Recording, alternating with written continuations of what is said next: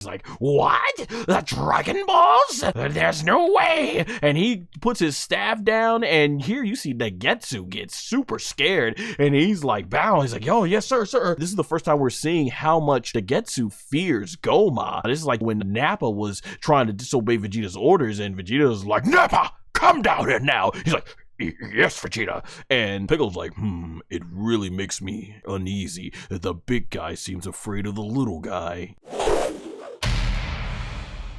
They're wondering, what the heck are we going to do? Hibiscus, he comes up with the idea, well, until your friends arrive with the other spaceship, we can play this game called Zombies. And he points up to this gorgeous looking tree. And Bulma, aka Gomah, and Piccolo, they don't want none of that game. And they're like, I am done. You know, it's going to be really cool to see Nassim, who plays Piccolo in the Crunchyroll dub of Dragon Ball DAIMA. I can't wait to hear his lines for this. Then during this, we get the eye moving. And this is where Bulma realizes that the eye is moving on his belt buckle. And this is where I'm wondering, is this the third eye that we've been hearing so much about that Gomah thought he should have gone after? So I bet this belt is going to play a very important role later on. And so we get Marba. She is completely freaked out by this, and he's like, yeah, this moves on its own.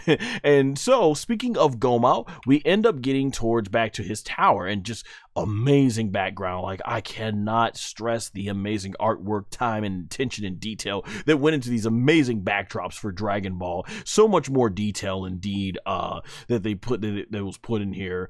I think Toriyama probably designed all these backgrounds. Tremendous, man. Toriyama's artwork amazing. And so we get Gomah here, and essentially in this conversation, he learns that, hey, the outside world guys that we turned back into kids have come back, and he's thinking, oh, they must be back for Dende. And Degesu actually mentions that they are actually after the Dragon Balls, and he can't believe it. He's like, what? The Dragon Balls?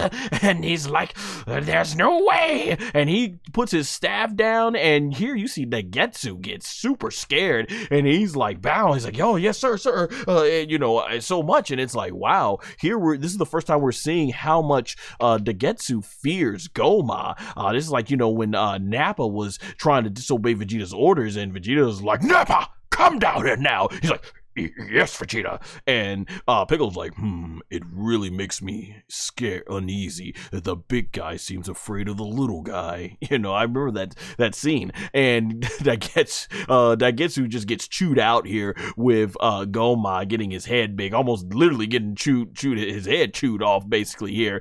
And what's going on here is Degesu, he's afraid to let him know that they've already defeated Tamagami 1 and have secured one of the Dragon Balls. And Gomah is absolutely irate. He cannot believe this, and he wants this fix immediately. So the plot is thickening here, because now they're realizing, as kids, how are they even strong enough to defeat the Tamagami? He's figuring like by turning them back into kids, they won't be as strong as they were before. But obviously he completely underestimates the adaptability of the Saiyajin race, and that's what it is. So here it's almost done, and they've been waiting around all day, and the Zandamari ship arrives, and there it is. We get